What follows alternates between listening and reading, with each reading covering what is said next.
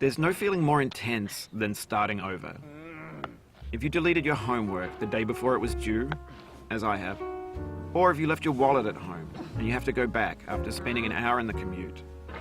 If you won some money at the casino and then put all your winnings on red but it came up black.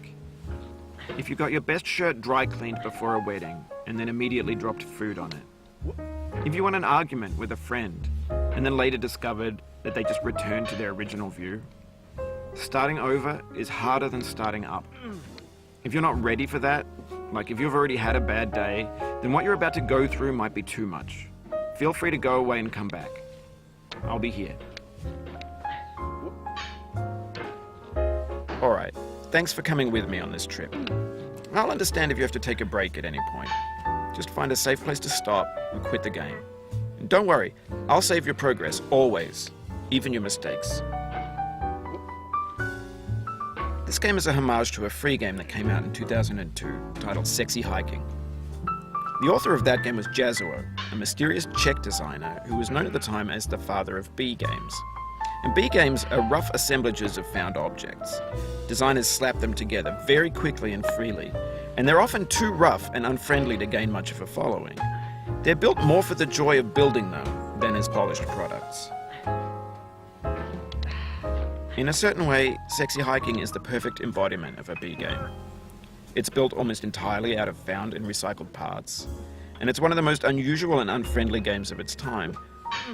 In it, your task is simply to drag yourself up a mountain with a hammer.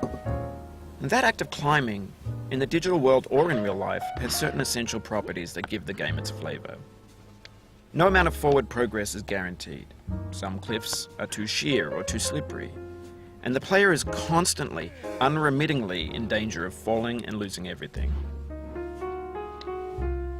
Anyway, when you start Sexy Hiking, you're standing next to this dead tree that blocks the way to the entire rest of the game.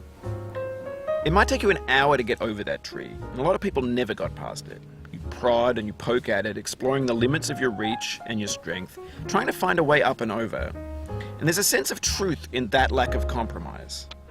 Most obstacles in video game worlds are fake.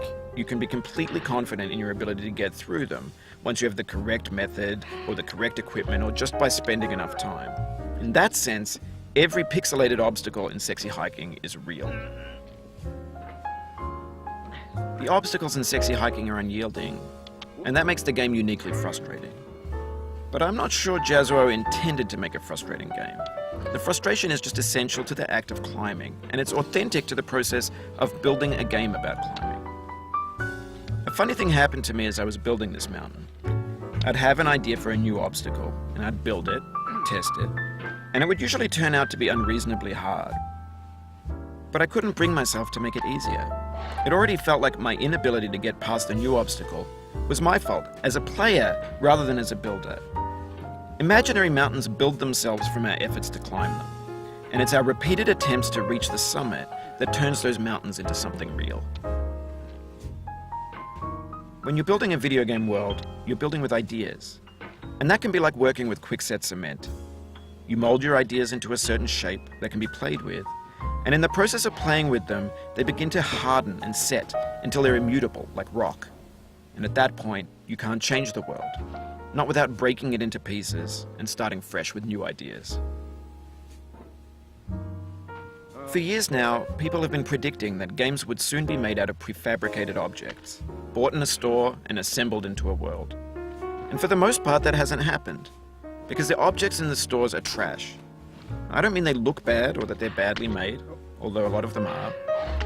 I mean they're trash in the way that food becomes trash as soon as you put it in the sink.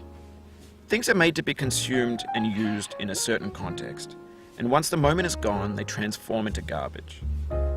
In the context of technology, those moments pass by in seconds. Over time, we've poured more and more refuse into this vast digital landfill that we call the internet. It now vastly outnumbers and outweighs the things that are fresh and untainted and unused. When everything around us is cultural trash, trash becomes the new medium, the lingua franca of the digital age. And you can build culture out of trash. But only trash culture. B games, B movies, B music, B philosophy.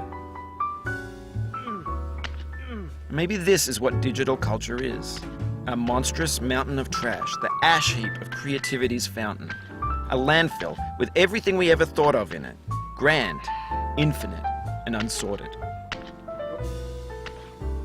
There's 3D models of breakfast, Gen X's fanfic novels, scan magazines, green screen Shia LaBeouf, banned snuff scenes on Live League.